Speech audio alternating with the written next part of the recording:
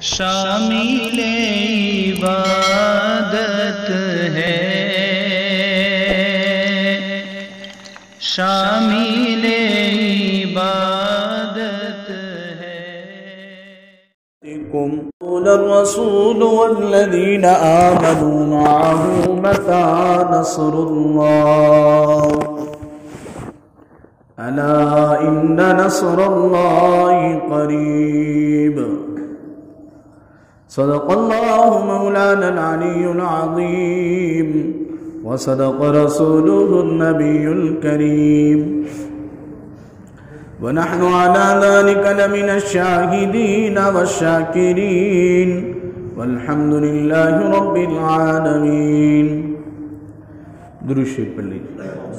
اللهم صل على محمد وعلى آل محمد كما صليت على إبراهيم وعلى آل إبراهيم إنك حميد مجيد۔ اللهم بارك على محمد وعلى آل محمد كما باركت على إبراهيم وعلى آل إبراهيم إنك حميد مجيد۔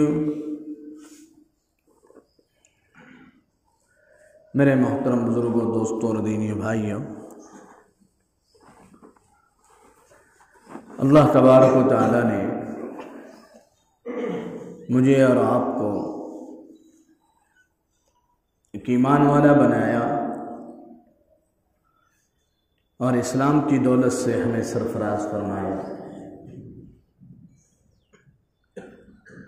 ساتھ ہی ساتھ ایک ایسی عظیم الشان اور انقلابی کتاب ہمیں عطا فرمائی جس میں ہمارے تمام مسائل کا حل موجود ہیں۔ وہ تمام نسخے ہیں اس میں موجود جو ہماری بیماریوں کے لیے دوا ہے، وہ تمام لاہے عمل اس کے اندر موجود ہے جو ہمارے مستقبل کو سنوارنے والے ہیں، ہماری آخرت کو بنانے والے ہیں۔ لیکن افسوس کی بات یہ ہے، ہم لوگ اتنی عظیم الشان جب کتاب اللہ نے قرآن مجید کی شکل میں ہمیں عطا فرمائی تو ہم اس کے تعلق سے بڑے بے پرواہ اور غافل ہیں۔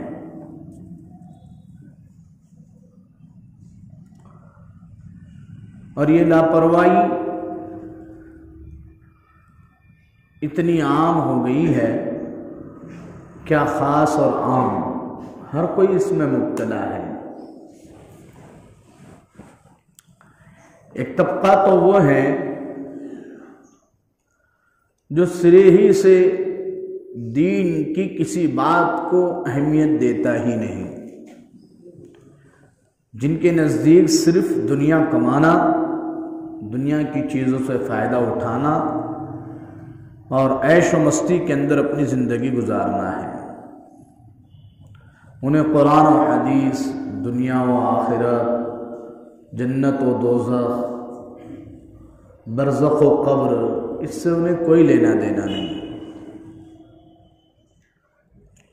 ایک طبقہ تو وہ ہے جو کبھی کبھی گویا کہ احسان جتلانے کے لیے یا یہ کہ اپنے مسلمان ہونے کا ثبوت دینے کے لیے خدا کے گھر میں حاضری دے دیتے ہیں کہ ہم مسلمان ہیں، یہ ہماری پہچان ہے، ہم فلاں مذہب کے ماننے والے ہیں۔ وہ صرف اپنی پہچان برقرار رکھنے کے لیے مذہبی رسومات، مذہبی عبادات اور مذہبی جو ہے امور کو صرف ایک رسم و رواج کے طور پر اور خانہ پوری کے طور پر پورا کرتے ہیں۔ اور ایک طبقہ وہ ہے جو اپنے آپ کو بڑا دیندار سمجھتا ہے، وہ کسی درجے میں 5 وقت کی نمازوں میں سے 4 وقت کی، 3 وقت کی 5 وقت کی نمازیں بھی پڑھ لیتے ہیں، دل نے چاہا تو کچھ تلاوت بھی کر لیتے ہیں، ذکر اذکار بھی کر لیتے ہیں، بس اس سے زیادہ کچھ نہیں۔ اور اسی کے ساتھ دین کے دیگر جو فرائض ہیں ٹوٹے پھوٹے انداز میں اس کو بھی ادا کرتے ہیں اور سمجھتے ہیں کہ دین پر سب سے زیادہ عمل ہم ہی کر رہے ہیں۔ اب ظاہر سی بات ہے دیگر طبقوں کے مقابلے میں تو یہ یہی سمجھیں گے۔ تو اصل جو دین ہے، اصل جو دین کا معیار ہے، اس سے اس وقت امت کا عمومی طبقہ غافل ہے۔ وجہ اس کی صاف ظاہر ہے کہ ہم نے ہمارے لیے ہمارے نبی صلی اللہ علیہ وسلم نے دو چیزیں چھوڑی تھی ہمارے درمیان کہ اگر تم انہیں اپنا لوگے، انہیں مضبوطی سے پکڑ لوگے تو تم کبھی گمراہ نہیں ہونے والے۔ وہ 2 چیزیں کون سی تھی؟ ایک ہے کتاب اللہ اور سنت رسول۔ کتاب اللہ کے ساتھ امت مسلمہ نے کیا حال کیا اور کیا کر رہی ہے، اس کا اندازہ آپ مجھ سے زیادہ لگا سکتے ہیں۔ کوئی بیمار ہو گیا تو مریض پر دم کرنے کے لیے معوذتین پڑھ لیجئے، آیت الکرسی پڑھ لیجئے، یاسین شریف کا ختم کرا دیجئے۔ اسی طرح سے کچھ کام نہیں بن رہا ہے تو آیت کریمہ کا 100 لاکھ کا ورد کرا لیجئے۔ دکان مکان کی افتتاح خیر و برکت کے لیے، بھوت پلیت جنات و خبیث و شیاطین کو بھگانے کے لیے کسی حافظ صاحب کو بلا کر 40 دن تک سورہ بقرہ پڑھوا کر گویا کہ ہم نے بہت بڑا کام کر لیا۔ اور قرآن کریم وہ تو ہم تو ہماری بچیوں کے جہیز میں سب سے پہلے دیتے ہیں، جہیز کا سامان بعد میں جانا، پہلے کلام اللہ جائے۔ وہ جو جاتا ہے تو بس پھر کسی کے گھر میں 15 دن تک کھلتا نہیں، مہینوں کھلتا نہیں، سال۔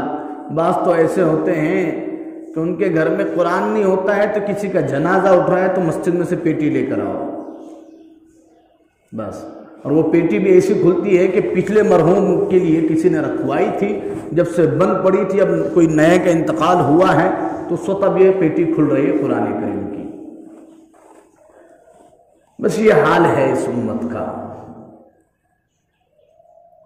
ایسے ایسے نادر چیزیں، ایسے اللہ نے اس میں اصول و ضوابط بتلائے ہیں کہ اگر امت اس کو صحیح معنی میں سمجھ لے اور اس پر عمل کر لیں تو دنیا کی کوئی طاقت ہمیں شکست نہیں دے سکتی۔ لیکن آج قرآن کریم سے ہم غافل ہیں۔ سورہ فاتحہ کا ترجمہ، تفسیر، اللہ اس سے کیا چاہ رہے ہیں؟ معوذتین کسے کہتے ہیں؟ معوذتین میں اللہ نے کیا بیان فرمایا؟ مشہور صورتوں کی تفصیلات اگر پوچھ لی جائے 100 لوگوں میں سے ایک آدھا کوئی بتا پائے گا۔ ہم سمجھتے ہیں کہ قرآن کریم تو صرف علماء اور مولویوں کے لیے ہے۔ گھر میں قرآن کریم ہے تو تلاوت نہیں، تلاوت ہے تو سمجھ کر نہیں، اور نہ ہی کبھی اس بات کا احساس ہوتا ہے کہ یہ چیز بھی سمجھنا میرے لیے ضروری ہے۔ میری زندگی کے 40 سال 50 سال ہو گئے ہیں، میری زندگی کے 60 سال ہو گئے، پوری زندگی اس میں نکل رہی، کبھی قرآن کو سمجھنے کی میں نے کوشش ہی نہیں کی۔ اسی کا نتیجہ ہے کہ جو ساری گمراہی ہمارے معاشرے میں ہیں اور جو خامیاں اور جو خرابیاں آج معاشرے میں، اس کی وجہ یہ 2 چیزیں اس امت سے نکل گئی، ایک قرآن اور سنت، اللہ کے احکام و فرامین اور نبی کے طور طریقے۔ ہر ایک کے اپنے اپنے طریقے ہیں، شیخوں کے اپنے، پٹھانوں کے اپنے، پٹیلوں کے الگ، دیشمکھ برادری کے الگ، ہر ایک کی اپنی ایک پہچان ہے اور سارے مسلمانوں کی فہرست میں ہے۔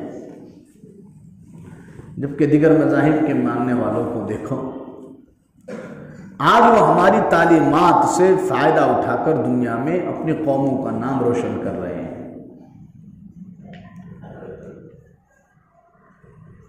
قرآن کریم میں اللہ تبارک و تعالیٰ نے ہر چیز کو واضح طور سے کھول کھول کر بیان فرمایا، لیکن امت ہے کہ قرآن کریم کو سمجھنے کے لیے تیار نہیں۔ ستم سازیوں میں جو بے باک